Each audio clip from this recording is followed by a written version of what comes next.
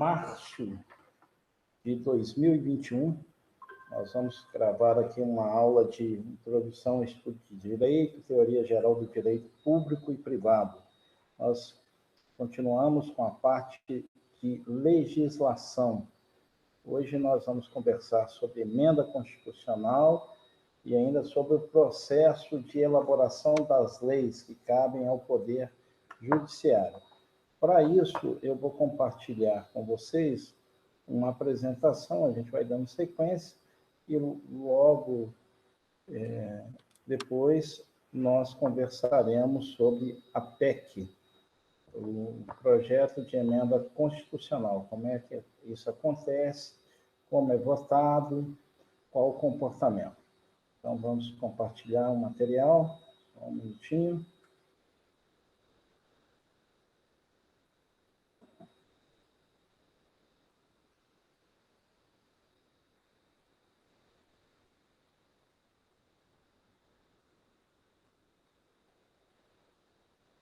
Vamos lá. Mais um minutinho, estamos compartilhando com vocês a parte de legislação. Então, vamos lá.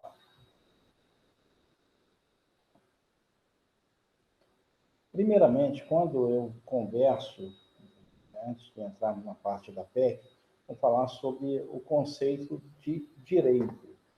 O que se entende pelo direito? O direito é aquilo que é reto, que nos remete ao sentido de regra, de norma, de lei. A concepção clássica do direito é aquilo que é reto, que é correto, e o direito está sempre, principalmente a partir de Hans Kelsen, o direito está ligado à regra, à norma, à conduta do homem em sociedade. Considerando que o ser humano é um ser gregário, ele precisa se relacionar. E para se relacionar, ele precisa, obviamente, do direito. O direito está presente. Diferentemente das leis físicas, quando eu falo em leis naturais, nós falamos os fenômenos que ocorrem na natureza, as leis físicas é aquilo que o que necessariamente é. O direito não. O direito ele parte de um ideal de sociedade. O que deveria ser, quando eu falo em direito, como a sociedade deveria ser. Eu tenho um protótipo de uma sociedade ideal, e se tudo funcionasse na mais perfeita ordem, eu teria aí a figura do direito regulando as relações. Então, o direito ele funcionaria como uma sociedade do dever ser. E o direito, obviamente, estaria presente na sociedade. Onde tem homem, tem a questão do direito, porque o homem, para viver em sociedade, ele precisa do direito. Eu já falei isso aqui antes. Imagina, por exemplo, se você sai de carro de madrugada e vai lá pela Afonso Pena, lá em Belo Horizonte, a principal via de Belo Horizonte, e resolve não parar em nenhum sinal de trânsito. Você resolve respeitar as regras. Ou se todo mundo resolve entrar de uma vez, vai ser um caos, vai ser uma confusão tremenda. É preciso que nós tenhamos ordem, que nós tenhamos lei, que nós tenhamos um sistema de regras. E é nesse regramento que entra a questão do direito. Então, eu poderia dizer para vocês que o homem é um ser gregário. O que significa isso? Ele precisa se agrupar, muito mais do ponto de vista mental do que do ponto de vista físico. Para quem viu aquele filme, O Náufrago, vai perceber que em determinado momento ele estava tão perdido, solitário, e começa a sofrer uma doença mental. Ele tem que se relacionar com alguém. Ele cria um boneco e começa a conversar com aquele boneco. Ninguém gosta de estar sozinho na caminhada. Então, as opiniões têm que ser partilhadas, compartilhadas, e para isso você tem que ter regras de conduta. A sociedade ela necessita de regras. No direito natural, né, quando nós vamos lá para o campo do direito natural, e a gente já conversou aqui, você tem o ordenamento como uma justiça superior suprema. Né? No modelo tradicional, você tem uma repetição, né? Quando eu vou, principalmente nas fontes do direito, quando eu falo em ramos do direito, é claro, obviamente, que eu vou para as fontes do direito. E a fonte pode estar ligada à tradição, à repetição, aos usos, aos costumes, ao comportamento. Já na fonte religiosa, eu vou me remeter ao ser superior, a uma justiça superior e suprema, que é a questão de um Deus, e o sacerdote, ele seria aquela pessoa que revela, né, a questão do direito. É o que fala com o homem. Ele fala com o homem e fala com Deus. Seria o intermediário nessa caminhada. Na sociedade moderna, o direito ele vai ser fruto, né? O direito ele vai ser fruto de uma sociedade em transformação, de uma sociedade em constante mudança. Vai ser fruto também de uma vontade social. E esse direito tem que ser o quê? Positivado. Daí eu tenho como o direito positivo aquilo que está escrito, né? Que é um conjunto de normas de conduta e de organização consagrada pelo Estado, que vai se impor a todos os cidadãos. E aí tem a questão da disciplina e da ordem.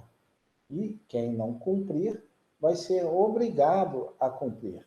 Tem-se a questão da coação. Né? E tem-se a questão da coação. Existe uma norma geral de agir, uma norma de conduta, que é válido para todos. Se é rico, se é branco, se é amarelo, se é azul, a norma é válida para todos. E aí eu estou diante do direito objetivo, que é diferente do direito subjetivo.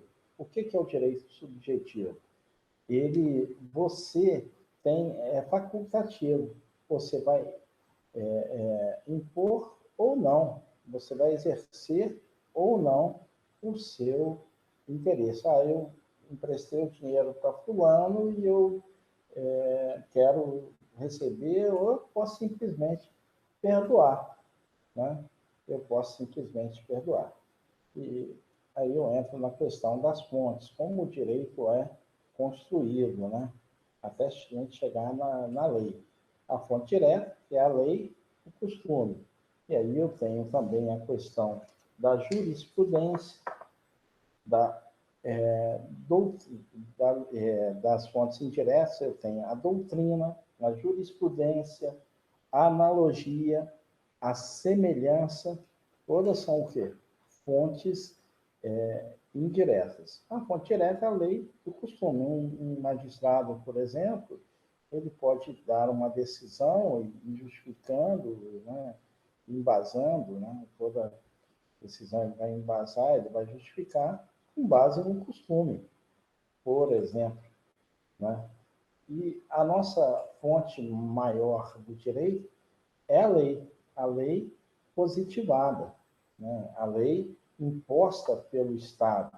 Então, quando eu falo, alguém entra lá no escritório, quer fazer uma situação, problema, você é um processo civil, né? Você vai consultar o Código Civil, né? Como você vai resolver aquela situação, né? Mas antes da lei, na confecção da lei, e é o que nós vamos nos ater hoje, na nossa rápida conversa, como é que é elaborado a lei? A lei cabe ao poder, é função no nosso país, do poder legislativo a elaboração das leis. E essas leis, obviamente, elas vão refletir os valores de uma sociedade em constante mudança, em constante alteração, e elas vão refletir o que a sociedade pensa em termos de ordem, em termos de liberdade, em termos de segurança, em termos de paz social, em termos de justiça, em termos morais, né? E a lei ela vai mudando no tempo e no espaço, né? Se você voltar a um pouco menos de 150 anos atrás, com 2 gerações, era legal você ter um escravo neste país, né? Hoje não passa pela nossa cabeça isso. Mas se você pensar, há pouco tempo atrás era normal. Eu tenho um escravo, ser humano escravizando outro ser humano. Era legal, era lícito na época. Se era moral, é outra história. Se era justo, é outra história. Mas era legal e tudo. E era imposto pelo Estado obrigatório para todos os cidadãos, né? Você tinha isso. E essa lei, obviamente, todas as leis, de uma forma geral, elas são fruto de relações sociais desenvolvidas do quê? Na sociedade. E os autênticos representantes dessas relações sociais, os representantes do povo, são os nossos deputados. É o legislativo que vai promover o quê? Um amplo debate de ideias e tudo, no processo de legislar. É um amplo debate. Ele tem que ser representativo de toda a sociedade. Então, no processo de escolha, no Brasil, nós temos 513 deputados. Como é que é feito? O que eles representam? Os deputados representam o povo. E o seu processo de escolha, por exemplo, você vai. Qual o estado mais populoso? É São Paulo.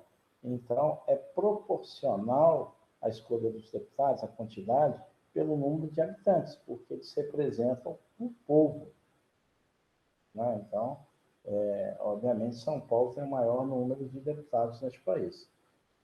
Diferentemente do Senado, os representantes dos estados são os senadores. Nós temos 27 estados, contando o Distrito Federal, então são 3 por estado, então nós temos 81 senadores. Essa aqui é a lógica. Renováveis, 1/3 e 2/3, de 4 em 4 anos. Eles têm um mandato de 8 anos. Então, essa aqui é a lógica. Eles representam os estados. E não tem um estado, os poderes são harmônicos, independentes. O Brasil é uma república federativa e cada estado não tem um estado maior no grau de importância ou menor que o outro. Todos são iguais. E, portanto, todos têm a mesma representatividade. Então, eu posso falar para vocês que o estado do Acre, né, o estado de Roraima, tem o mesmo número de senadores do que o estado de São Paulo, porque eles representam os estados. Voltando, eu tenho a questão dos costumes, né? O costume é uma reiteração da conduta, né? Então, eu já disse aqui que, na falta da lei, o juiz ele pode decidir pelos costumes. A doutrina, que é a lei feita pelos estudiosos, são as monografias, são as teses, são os tratados, são os livros, são as aulas. Isso tudo vai gerando, que é no país, uma coisa chamada doutrina, que vai orientando ao longo do tempo o direito. Nós temos a jurisprudência, que é como os tribunais estão decidindo determinadas questões. E isso serve também para orientação nas sentenças, nas decisões, nas resoluções, nos acórdãos. Essa ampla jurisprudência vai servindo de jurisprudência. Nós vamos entrar agora num ponto muito importante, sabendo que lá no legislativo, que é o responsável pela elaboração das leis, nós vamos falar um pouquinho sobre as emendas à Constituição. Como é que acontece a emenda à Constituição? O primeiro, o que é uma emenda constitucional? São leis, né, que vão modificar, alterar o texto constitucional original. Você tem lá a Constituição de 88, eu posso acrescentar, eu posso modificar ou posso suspender normas. No Brasil, a nossa Constituição ela é considerada rígida. Então, eu não posso simplesmente sair alteração. Existem regras para que se processe essa alteração. A primeira é quando eu não posso alterar.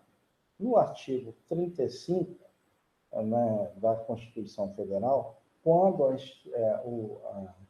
o país está numa situação de estado de sítio, eu não posso alterar a Constituição. Ou mesmo quando eu tenho uma intervenção federal. Em 2018, por exemplo, nós tivemos uma intervenção federal no Rio de Janeiro. Naquele período de intervenção federal, não era possível você apresentar uma emenda à Constituição. Aquilo fica suspenso enquanto persistir a emenda. Quem que pode apresentar a emenda constitucional? 1/3 da Câmara ou do Senado, 1/3 de todos os deputados. Né? Então, para poder ser apresentado, eu tenho que ter, no mínimo, 1/3 propondo aquela emenda. Então, se eu tenho 513 deputados, eu vou dividir por 3, eu tenho 171. Eu tenho que ter, no mínimo, 171 deputados para poder apresentar aquela emenda constitucional. Se for no Senado, ele também pode apresentar, eu tenho, no mínimo, 27 senadores para poder apresentar a emenda constitucional. Bom, o presidente da República também pode apresentar. Além disso, as assembleias legislativas, as assembleias estaduais, elas podem, desde que seja apresentado por metade da Assembleia. E eu tenho que ter também uma manifestação relativa dos seus membros. Então, o que é uma manifestação relativa? Eles vão ter que, os presentes, a maioria dos presentes, vão ter que se manifestar favoravelmente. Bom, tudo pode ser mudado? Não, nem tudo pode ser mudado. Na Constituição de 88, ficou estabelecido que nós temos cláusulas, as chamadas cláusulas pétreas. São cláusulas que não podem ser mudadas. Isso está previsto lá no artigo 60 da Constituição Federal. Quais são essas cláusulas pétreas que não podem ser mudadas? Primeiro, a forma federativa de Estado. Isso não tem alteração. Segundo, o voto direto, secreto, universal e periódico. Não pode ser mudado. Terceiro, a separação dos poderes. Poder executivo, judiciário e legislativo. Harmônicos e independentes entre si. Os direitos e as garantias individuais não podem ser mudadas. Né? Bom, e como é que é esse processo de mudança? É feita uma discussão e votação em 2 turnos. Em 2 turnos. Uma vez apresentada o processo, então eu tenho que ter uma discussão em 2 turnos. E é pela maioria qualificada. O que é isso? Que precisa, no mínimo, de 3/5 dos votos dos respectivos membros. Então, são em 2 turnos, então, digamos, foi apresentada por 171 deputados, digamos que foi apresentado, isso vai lá para ser discutido no Congresso, e aí você tem que ter, no mínimo, 3/5 dos 513, você vai ter, no mínimo, 308 votos favoráveis. Passou no Congresso, na Câmara dos Deputados, vai para o Senado. No Senado, eu tenho 81 senadores. Eu vou ter, no mínimo, 49 senadores aprovando. Aprovou? Isso volta de novo para a Câmara dos Deputados. E aí o processo se repete da mesma forma. Se tiver uma modificação, tem que começar tudo de novo. Então, eu tenho que ter a maioria qualificada para que isso ocorra. E aí, pessoal? Bom, eu não tenho só o processo de emenda constitucional, eu tenho leis complementares, eu tenho leis ordinárias, mas isso nós vamos fazer um outro bate-papo. Eu vou compartilhar com vocês, vou interromper esse compartilhamento e vou compartilhar um outro material bem interessante. Né? Vou voltar aqui a nossa tela e vou compartilhar com vocês um outro material que ele faz um resumo disso que nós acabamos de falar em relação à emenda constitucional. Deixa eu ver se consigo localizar. Está aqui.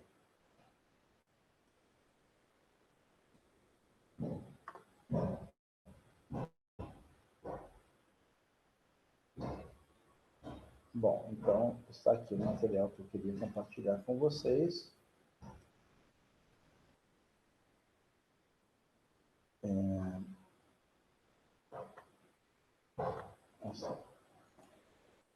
Então, quem pode o projeto de emenda constitucional?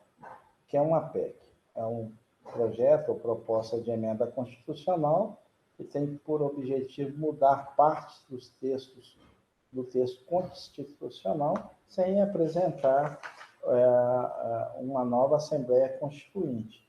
Ou seja, eu posso, na verdade, alterar o texto original, acrescentando alguma coisa, modificando, até mesmo suspendendo normas. Para que isso ocorra, 1/3 dos deputados e dos senadores, o presidente da República, quem é que pode apresentar, ou a Assembleia Legislativa. Seguindo, como que é aprovada? Isso é analisado por uma comissão de Constituição, Justiça e Cidadania, eventualmente a comissão temporária é criada, isso vai a plenário, né? É feita uma revisão, né, se for o caso, se não tem alterações, se tem, retorna tudo de novo, se não, vai para publicação. Isso ocorre duas vezes. Se tiver alteração, vai ter que botar tudo de novo. As cláusulas pétreas, né, o que não pode ser mudado. Né? Então, nós temos aí as cláusulas pétreas, a forma federativa, o voto direto secreto e universal, a separação dos poderes, os direitos e as garantias individuais. Bom, pessoal, então, a gente fez um panorama sobre as leis, principalmente o projeto de emenda constitucional. Era isso. Um bom dia a todos. Nós voltamos para a próxima apresentação, falando um pouquinho mais sobre as leis. Muito obrigado pela presença de todos.